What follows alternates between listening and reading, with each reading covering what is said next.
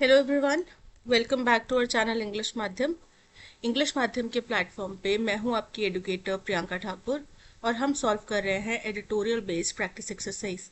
Start करते हैं आज का session with thought of the day, that is push yourself because no one else is going to do it for you. यानी कि खुद को आपको खुद ही मोटिवेट करना पड़ेगा, क्योंकि दूसरों का जो आउटसाइड मोटिवेशन है, दूसरे लोग अगर आपको मोटिवेट करने की कोशिश भी करते हैं तो वो ज़्यादा देर टिकता नहीं। ठीक है, तो प्रयास आपको क्या करना है कि जो भी आप मोटिवेशन पाना चाहते हैं वो आपके अंदर से आए, आपके अंदर से फीलिंग आए कि भाई मुझे ये चीज़ करनी है, ये मेरा टास्क है, मुझे ये चीज़ हासिल करनी है। ठीक है, तो चलिए स्टार्ट करते हैं। Reading comprehension and practice exercise for SSC CGL 2024। डोडोल with its rich caramelly sweetness may not be as well known outside Goa as its multi-layered distant cousin babinka। बोल रहे हैं डोडोल जो कि एक बड़ा ही रिच मतलब किसी चीज से भरपूर, कैरामेली स्वीटनेस, उसमें कैरामेल जैसी स्वीटनेस होती है, जो कि हो सकता है कि इसको गोवा के बाहर इतना नहीं जाना जाता हो जितना कि उसका जो डिस्टेंट दूर का कजन, कजन मतलब दूर का मिलता जुलता, जैसे गुलाब जामुन और रसगुल्ला दोनों ही एक जैसे प्रक्रिया से बनते हैं, तो दोनों को हम बोल सकते हैं कि वो डिस्टेंट कजन्स हैं, तो दूर के रिश्तेदार हैं। ठीक है, तो वैसे ही इसका एक दूर का रिश्तेदार है बबिन का, उसको जितना जाना जाता है उतना शायद डोडोल को नहीं जाना जाता। But that may just change with the state government's application to get the dessert a geographical indication tag. लेकिन हो सकता है कि अब ये जो इसका स्टेटस क्यू था वो बदल जाए। ठीक है, वो बदल जाए कैसे? क्योंकि स्टेट गवर्नमेंट ने यानी कि गोवा की सरकार ने एक एप्लीकेशन दायर किया है कि इस डिजर्ट को, डोडोल को, ज्योग्राफिकल इंडिकेशन टैग दिया जाए। ज्योग्राफिकल इंडिकेशन टैग का क्या मतलब हुआ? अब जैसे कि पेरिस की खासियत है वहाँ पे वाइन, या फ्रांस की खासियत है वहाँ का चीज़, या फिर बिहार की खासियत है लिट्टी चोखा, या फिर गुजरात की खासियत है ढोकला, है ना, ये सब चीज़ें जो होती हैं, हर एक स्टेट की कुछ स्पेशलिटी है। ठीक है, खाखरा फाफड़ा, तो उन स्पेशलिटीज को वहाँ का ज्योग्राफिकल टैग मिल चुका है कि भाई हाँ, ये इस लोकेशन की ये खासियत है, स्पेशलिटी है। अब ये रिटर्न में मिला है, उनके पास एक सर्टिफिकेशन है या नहीं है इस बात का आइडिया नहीं है, बट इन्होंने डिमांड करी है कि डोडोल को हमें ये सर्टिफिकेशन देना है, हम इसकी डिमांड करते हैं। The all Goa bakers and confectioners association which has filed the application hopes that the GI tag will help standardize the recipe and technique for preparing dodol। बोल रहे हैं कि जो all Goa bakers and confectioners association है, उनकी उनको ये लग रहा है, उनकी ये सोच है, जिन्होंने ये एप्लीकेशन दायर करी है, उनकी ये उम्मीद है कि जीआई टैग मिलने से इस रेसिपी को स्टैंडर्डाइज किया जाएगा, इसको प्रिपेयर करने की जो टेक्निक है उसको स्टैंडर्डाइज किया जाएगा। यानी कि हर कोई इसमें अपनी मिलावट करके उसको ये डोडोल है ऐसा बोल के नहीं बेच सकता। सेफगार्ड मतलब आप उसको उसमें इनोवेशन कर सकते हैं, बट ये ओरिजिनल डोडोल है ये आप नहीं बोल पाएंगे। ठीक है, कि आपने भाई इसमें अगर उसमें नहीं खीरा डालता, आपने खीरा डाल दिया, बोल देंगे ये ओरिजिनल डोडोल है, तो वो आप नहीं बोल सकते। safeguards its cultural identity as a unique dish of Goa and ensure its authenticity। जिससे क्या होगा कि ये यूनिक डिश है गोवा की, ये गोवा की खासियत है, गोवा की स्पेशलिटी है, ये उनके पास में एक सेफ गार्ड हो जाएगा, ये उनके पास में एक सुरक्षित एक मेजर होगा कि हाँ ये जो डोडोल डिश है मतलब गोवा की हम बात कर रहे हैं। ठीक है, और साथ ही साथ उसकी ऑथेंटिसिटी, उसकी जेन्युइननेस भी बरकरार रहेगी। This is certainly a worthwhile goal from the perspective of those in the business of making and selling the sweet। बोल रहे हैं उन लोगों के नज़रिए से जो इस बिजनेस में स्वीट को बनाने या बेचने के बिजनेस में काम कर रहे हैं, उनके लिए ये जो डिसीजन है, ये जो फैसला है, ये बहुत ही वर्थवाइल है, यानी कि अपना समय देने योग्य है। But it also brings up questions about what terms like authenticity and cultural identity mean when it comes to something as migratory and adaptable as food। लेकिन जो एक सवाल और इसके साथ में आता है वो ये है कि ऑथेंटिसिटी से आपका क्या तात्पर्य है, कल्चरल आइडेंटिटी से आपका तात्पर्य क्या है, क्योंकि हम एक ऐसी चीज़ की, जैसे फूड जैसी चीज़ की बात कर रहे हैं जो कि माइग्रेटरी है और अडेप्टेबल है। अब माइग्रेटरी का मतलब क्या है? क्या हम लोग पिज्ज़ा क्या इंडियन डिश है? नहीं ना, इटालियन डिश है लेकिन हम लोग कंज्यूम करते हैं। बर्गर्स, मोमोज, ये सब क्या इंडियन डिशेज हैं? नहीं, लेकिन हम कंज्यूम करते हैं। माइग्रेटरी का मतलब क्या है? डोसा साउथ इंडियन डिश है लेकिन नॉर्थ में भी खाया जाता है। नॉर्थ के छोले भटूरे साउथ में भी मिलते हैं। तो वो क्या है? माइग्रेटरी है, मतलब एक जगह से दूसरी जगह पलायन करता है, एक जगह से दूसरी जगह जाता है। और अडेप्टेबल, अडेप्टेबल मतलब जिस जगह पे हो उस जगह के एनवायरनमेंट के अकॉर्डिंग। अब जैसे कि इसका उदाहरण हम ले सकते हैं कि वैसे जो डोसा है वो चावल और उससे बनता है, लेकिन दाल से, उड़द की दाल को भिगो के, और उसको लंबी प्रोसेस है। लेकिन अगर आपके पास में नहीं है तो आप रवा डोसा भी बना लेते हैं, ठीक है। आप उसका प्रीपेड मिक्स भी लेकर आ जाते हैं, उससे भी बना लेते हैं। तो वो क्या है? फूड अडेप्टेबल है, आपकी ज़रूरत के अकॉर्डिंग अडेप्टेबल है। The idea of GI in the original European sense is connected to the idea of terrier. Terrier एक शब्द है जो कि जिसका मतलब है a term most often used in the context of wine, but which broadly means that a food grown or developed in a particular region draws its unique flavor and texture from the natural environment, soil, water, climate of its origin. बोल रहे हैं कि GI का original idea जो है European sense में उसका मतलब क्या था? टेरियर शब्द से उसका कनेक्शन था, ठीक है। अब टेरियर मतलब क्या होता है? एक ऐसी शब्द, ऐसा टर्म जिसका ओरिजिनल मतलब होता है, जो अक्सर वाइन के कंटेक्स्ट में यूज किया जाता है, और उसका ब्रॉडली मतलब ये होता है कि एक ऐसा खाद्य पदार्थ, एक ऐसी खाने पीने की सामग्री जिसको ग्रो या डेवलप किया जाता है एक पर्टिकुलर इलाके में, और उसके अंदर फ्लेवर भी उस पर्टिकुलर इलाके में होने की वजह से ही आता है, ठीक है। वहाँ की मिट्टी का, वहाँ के नेचुरल एनवायरनमेंट का, पानी का, क्लाइमेट का, जिस जगह पे वो ओरिजिन हुआ था उसी जगह के अंदर उसका फ्लेवर आता है ओरिजिनल फॉर्म में, ठीक है। ये होता है टेरियर शब्द का मतलब। The GI lens thus becomes a helpful way of tracing the provenance of certain kinds of comestibles like wine and cheese. बोल रहे हैं तो इसलिए जीआई का जो टैग है वो बहुत हेल्पफुल बन जाता है। किस चीज़ के लिए? अगर हमने प्रोवेनेंस मतलब ओरिजिन अगर फाइंड आउट करना हो कुछ सर्टेन खाद्य पदार्थों का, खाने पीने की चीज़ों का, जैसे कि वाइन और चीज़ का, ठीक है। अब उनके साथ में जीआई टैग जुड़ा हुआ है तो हमें पता है वाइन कहाँ की स्पेशलिटी है, कहाँ की ओरिजिनल वाइन जो है वो बहुत फेमस है और बहुत ओरिजिनल होगी क्वालिटी में, कहाँ का चीज़ है जो फेमस है, ओरिजिनल होगा, ठीक है। But what this approach with its narrow focus on the idea of origin often misses is that food, like language, grows richer at the intersections where different cultures meet. बोल रहे हैं लेकिन ये जो नज़रिया है, ये जो अप्रोच है, इसका बहुत ही नैरो फोकस है, रूढ़िवादी, बहुत ही कम दायरा है। किस चीज़ का दायरा है? कि ये फोकस करते हैं आइडिया ऑफ ओरिजिन की, किस जगह पे इसका सृजन हुआ, किस जगह से ये ओरिजिनेट हुआ, उसके ऊपर इनका ज़्यादा फोकस रहता है। लेकिन होता क्या है कि फूड हो गया, लैंग्वेज होगी, क्लोथिंग हो गया, ये जितना ज़्यादा ट्रैवल करता है, जहाँ पे 2-3 कल्चर्स मिक्सअप होते हैं, इंटरसेक्शन होता है, वहाँ पे ज़्यादा फ्लरिश करता है, वहाँ पे ज़्यादा ये और ज़्यादा फलता फूलता है, ठीक है। वेदर नाउ और इन द पास्ट, चाहे अभी की बात करें चाहे पास्ट की बात करें। टेक डोडोल, चाहे डोडोल की बात ले लो, the sweet, even the word dodol itself can be traced all along the route from south to South East Asia.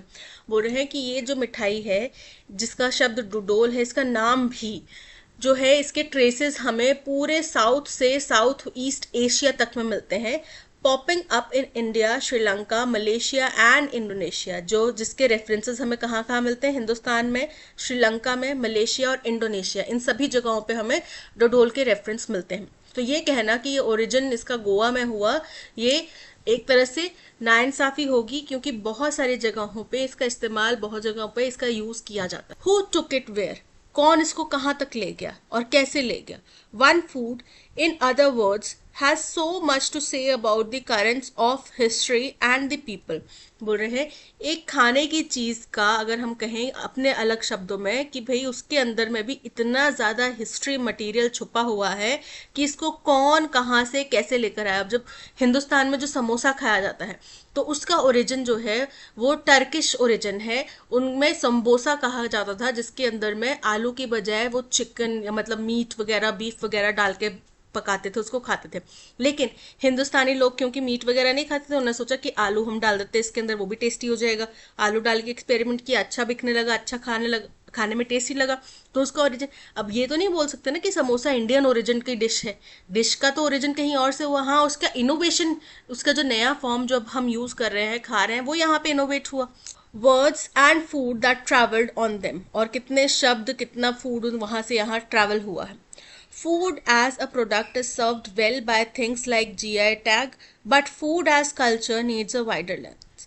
अगर हम फूड को एक कमोडिटी, एक प्रोडक्ट की तरह अगर देखें तो ठीक है, जीआई टैग उसको देना अच्छी बात है, लेकिन अगर हम फूड को एक कल्चर के रूप में देखें कि भाई ये कल्चरल रेफरेंसेस देता है फूड, तो उसके लिए हमें अपना ओपिनियन, अपना दायरा सिर्फ ओरिजिन से हट के और विस्तार में डालना पड़ेगा और बड़ा करना पड़ेगा। तो ये था पैसेज। आई होप आपको समझ में आ गया होगा। हुआ क्या है कि गोवा की एक स्वीट डिश है, डिजर्ट है, जिसका नाम है डोडोल। उसके लिए गोवा की जो बेकरीज वगैरह के संस्थान है, उन्होंने बोला कि भाई हमें इसके लिए जीआई टैग चाहिए। फिर राइटर समझाने की कोशिश करे कि जीआई टैग होता क्या है, क्यों उसका महत्व है, क्या उसमें लिमिटेशंस हैं, क्या उसका अच्छी चीजें हैं, ये सब उन्होंने राइटर ने समझाने की कोशिश करी। और उन्होंने थोड़ा सा तर्क ये दिया कि भाई अगर हम किसी चीज में एक जीआई टैग डाल देते हैं तो उसकी जो कल्चरल वैल्यू है वो इतनी ज्यादा रह नहीं जाती, ठीक है, वो कम हो जाती। तो ये थी समरी। अब चलते हैं क्वेश्चन नंबर 1 की तरफ। What primary benefit is expected from obtaining a geographical indication tag for Dodol according to the passage? Passage के अनुसार डोडोल को अगर हम जियोग्राफिकल इंडिकेशन जीआई टैग देते हैं तो उसका मेन बेनिफिट क्या होगा? इंक्रीज इट्स स्वीटनेस, उसकी मिठास बढ़ जाएगी। एनहांस इट्स इंटरनेशनल फेम, उसका इंटरनेशनल लेवल पे फेम बढ़ जाएगा।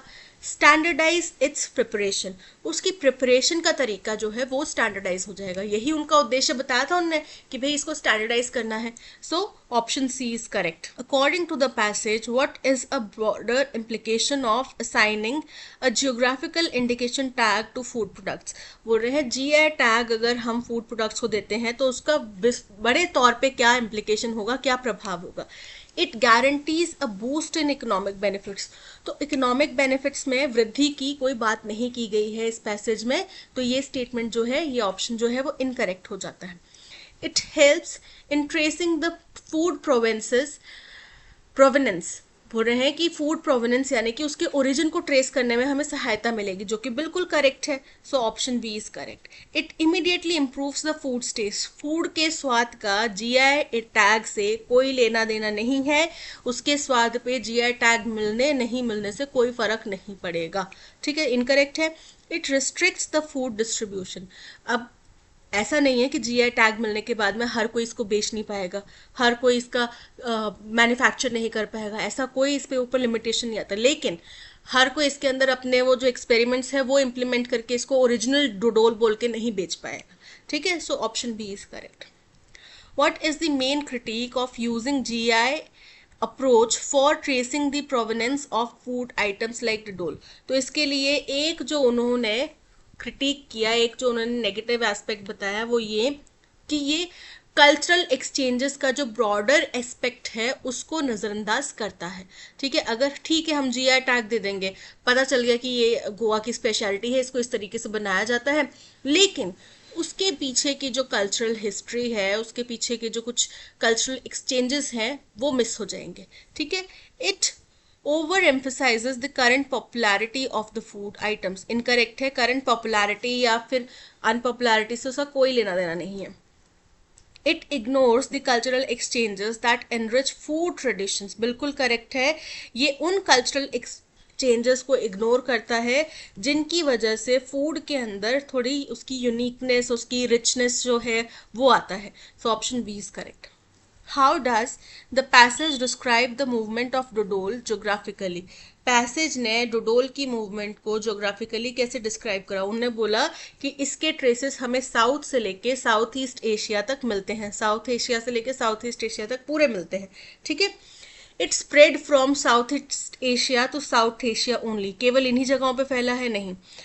To it originated in Goa and spread worldwide, ये भी नहीं कहा। It travelled along the route from south to South East Asia, option C is correct. Which of the following words is a synonym for migratory, migratory का मतलब होता है एक जगह से दूसरी जगह जाने वाला, ठीक है। माइग्रेटरी बर्ड्स होते हैं जो सर्दियों के दौरान में हिंदुस्तान में आ जाते हैं, ठीक है। तो वैसे ही माइग्रेटरी का मतलब होता है एक जगह से दूसरी जगह जाने वाला। फर्स्ट वर्ड है नोमैडिक। नोमैडिक मतलब खाना बदोश जो लोग होते हैं ना, जो एक जगह से दूसरी जगह नोमैडिक लाइफ जीते हैं, ट्रैवल करते हैं अपने पशु पक्षियों के साथ में, मवेशियों के साथ में, वो हो गया नोमैट्री नोमैडिक। तो माइग्रेटरी और नोमैडिक क्या हो गया, सिनोनिम हो गए, option A is correct. Static, static मतलब स्थिर जो है, परमानेंट, स्थिर, स्टेशनरी, स्थिर। Today we were going on a school trip to the Adala Stepwell Bauli, about 18 kilometres from Ahmedabad. बाउली क्या होती है, एक ऐसी जगह जहाँ पे सीढ़ी नुमा सीढ़ियाँ बनाई होती हैं और बीच में बहुत बड़ा तालाब सा होता है, मैनमेड, ठीक है। तो आज हम स्कूल ट्रिप पे जा रहे हैं, कहाँ के लिए, अडालाज बाउली पे जा रहे हैं, अडाला स्टेपवेल पे जा रहे हैं, जो कि अहमदाबाद से 18 किलोमीटर दूर है। We began counting the vehicles on the road, हमने रास्ते पे जितने भी व्हीकल्स आ जा रहे थे उनको काउंट करना शुरू कर दिया। Some of us counted the bicycles, हम में से कुछ लोग बाइसिकल्स काउंट करे थे, others counted the buses, cars and motorcycles, और बाकी कई लोग थे जो बसेस काउंट करे थे, कुछ कार काउंट करे थे, कुछ मोटरसाइकिल काउंट करे थे। Abraham who was counting bicycles soon dash bored, तो वो बोर हो गया, soon got bored, ठीक है। अब्राहम जो बाइसिकल्स काउंट कर रहा था वो जल्द ही बोर हो गया। There were dash any bicycles this highway, तो बहुत कम बाइसिकल्स होंगी, है ना, और इस हाईवे पे बाइसिकल्स वैसे भी कम चलती हैं, तो बोल रहे हैं there were hardly any bicycles हो सकता है, ठीक है। Screech, the driver suddenly braked dash the red light, at the red light, red light पे उसने ब्रेक मारी होगी, तो जब ब्रेक मारी तो गाड़ी की आवाज आती है ना स्क्रीच की, तो वैसी आवाज आई, ड्राइवर ने सडनली रेड लाइट पे ब्रेक मारी। It was a big crossing, एक बहुत बड़ी सी क्रॉसिंग थी, and we could see the traffic dash on all sides, और हम हर तरफ पे बहुत भारी मात्रा में ट्रैफिक देख सकते थे। honk honk, the sound of loud horns and smoke coming out of the vehicles, may be that is why a little boy in a rickshaw was coughing so much, बोल रहे हैं सब तरफ हॉर्न्स की आवाज, व्हीकल्स के horns की आवाज, सब तरफ व्हीकल्स का धुआं, हो सकता है इसी वजह से एक छोटा लड़का जो रिक्शा में बैठा हुआ था और खांसी कर रहा था, वो इसी धुएं की वजह से खांसी कर रहा हूँ। आई स्मेल्ड समथिंग फेमिलियर, मुझे उसी समय अचानक से कुछ फेमिलियर चीज की खुशबू आई। आई रिमेंबर्ड द स्मेल, मुझे इस खुशबू की याद आ गई। It came from my baba's tractor in village, ये मेरे बाबा के ट्रैक्टर में से आया करती थी, जो गाँव में उनका ट्रैक्टर था उसमें से ऐसी ही खुशबू आती थी। Some of us counted the bicycles, others counted the buses, cars and motorcycles. Ibrahim, who was counting bicycles, soon getting bored, अभी हो नहीं रहा, हो गया था, उस टाइम की बात कर रहे हैं, तो soon got bored, option D is correct. There were dash any bicycles, hardly मतलब बामुश्किल ही कोई बाइसिकल थी इस हाईवे के ऊपर, ठीक है। बोल्डली मतलब साहस के साथ, डेफिनेटली मतलब निश्चित तौर पे, श्योरली मतलब निश्चित तौर पे, तो यहाँ पे hardly option A is correct. Hardly any bicycles dash this highway, on this highway, in this highway, of this highway, at this highway, तो इस हाईवे की बात करें ना, हाईवे के ऊपर, on this highway, option A is correct. Screech, the driver suddenly braked dash the red light, brake at the red light, उसने red light के ऊपर वहां पे जाके ब्रेक लगाई होगी, इन उसमें उसके अंदर नहीं लगाई, ऑफ उससे नहीं लगाई, बाय नहीं लगाई, at, option D is correct. It was a big crossing and we could see the traffic dash on all sides, traffic lined up मतलब एक सीक्वेंस में, सब तरफ में एक सीक्वेंस में वो लगा हुआ था traffic, so option C is correct.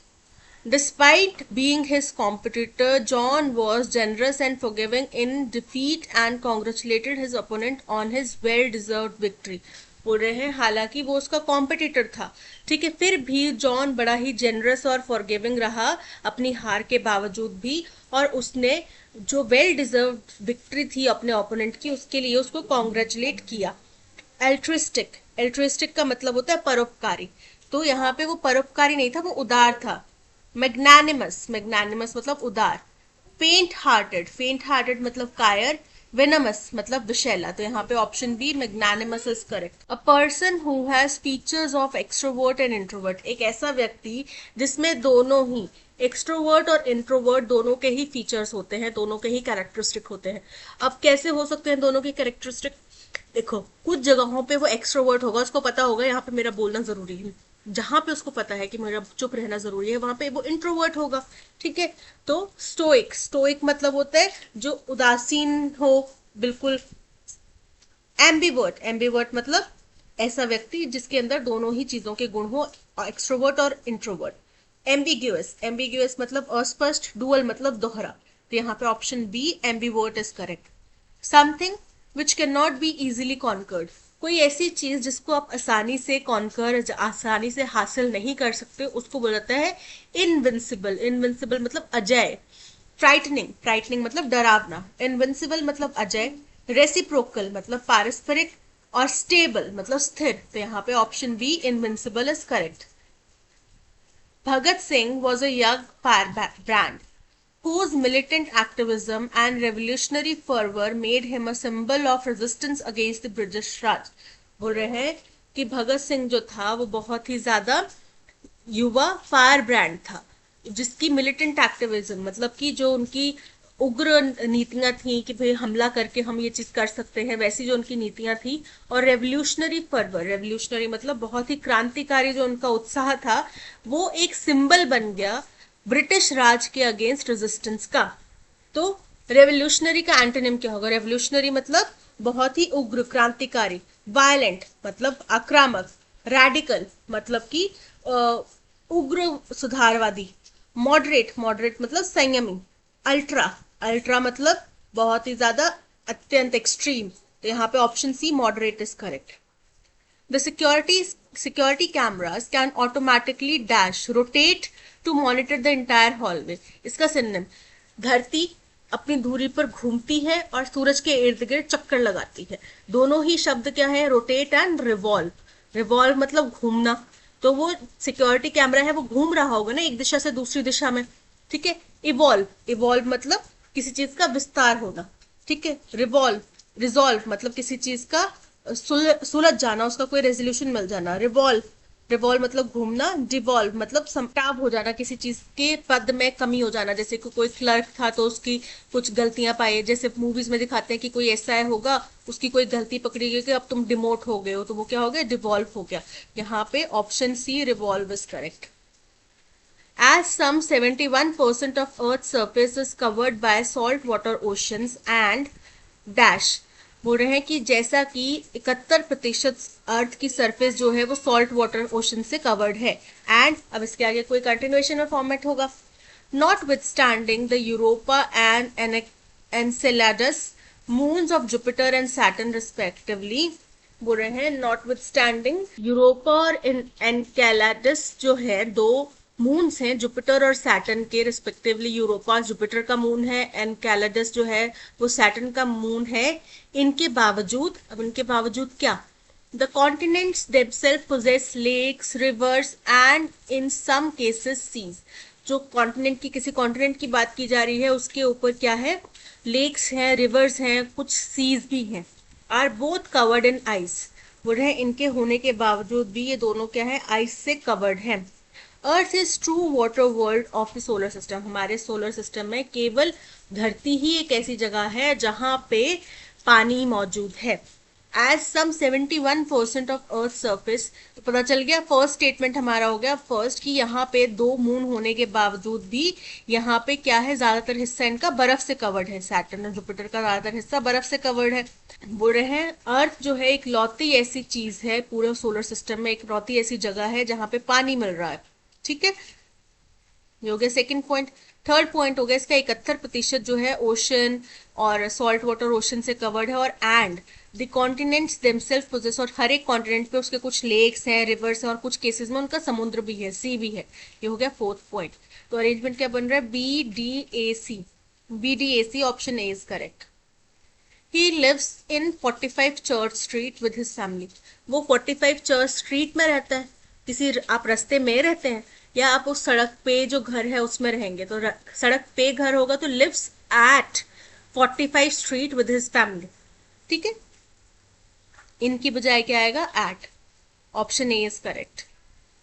The company's strategic plan included a comprehensive analysis of market trends and consumer behavior. बोल रहे हैं जो कंपनी का स्ट्रेटेजिक प्लान था, कंपनी की जो स्ट्रेटेजी थी, उसमें क्या शामिल था?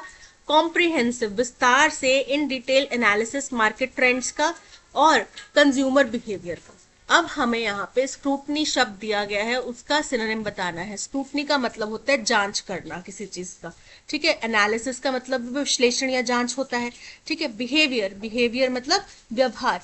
कॉम्प्रिहेंसिव मतलब विस्तार से, संपूर्ण, कंप्लीट। ट्रेंड्स, ट्रेंड्स मतलब जो इस वक्त की प्रवृत्ति है। और एनालिसिस, एनालिसिस मतलब विश्लेषण। तो option D analysis is correct. Synonym बताना है केपेबल शब्द का। Jayesh was competent. केपेबल का मतलब होता है कुछ कार्य करने में सक्षम होना। Jayesh was competent and the best candidate for the post of clerk in the interview, whereas others were inefficient and irritating. बोल रहे हैं जयेश बहुत कॉम्पिटेंट था। कॉम्पिटेंट मतलब समर्थ था, केपेबल था, और बेस्ट कैंडिडेट था। जब इंटरव्यू हुए क्लर्क के पोस्ट के लिए, तब वो बेस्ट कैंडिडेट था और सबसे ज्यादा कॉम्पिटेंट या केपेबल कैंडिडेट था। वहीं जो दूसरे कैंडिडेट्स थे वो बहुत ज्यादा इनएफिशिएंट थे और इरिटेटिंग, परेशान करने वाले लग रहे थे। तो option C competent is correct. Your mother teaches us English literature. तुम्हारी माता हमें इंग्लिश लिटरेचर पढ़ाती हैं। पैसिव वॉइस में पकड़ना है।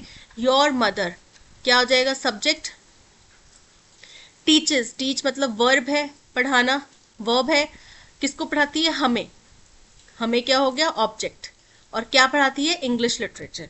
सो English literature is taught to us by your mother.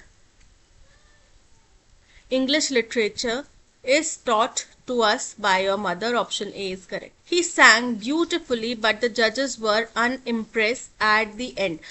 उसने खूब बहुत अच्छा गाना गाया, बहुत खूबसूरती से गाना गाया, लेकिन जजेस क्या थे? उससे ज्यादा प्रभावित नहीं थे। तो अनइम्प्रेस्ड ना कि अनइम्प्रेस। अनइम्प्रेस्ड पास्ट की घटना है, हो चुका है कार्य, तो क्या होगा? अनइम्प्रेस्ड।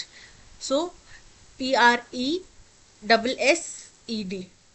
ओके, तो यहाँ पे ऑप्शन बी में एरर है। स्टेशनरी, स्टेशनरी का एंटोनिम बताना है। स्टेशनरी मतलब स्थिर। स्थिर अगर कोई चीज है तो उसका एंटोनिम क्या होगा? जो मूवेबल होगी या मूव कर रही होगी। फर्स्ट है मूविंग, मूविंग इसका एंटोनिम हो गया। इमोबाइल, इमोबाइल मतलब जो मूव नहीं कर सकती। परमानेंट, परमानेंट मतलब एक जगह पे स्थिर। स्टेबल एक जगह पे स्थिर। Option a moving is correct.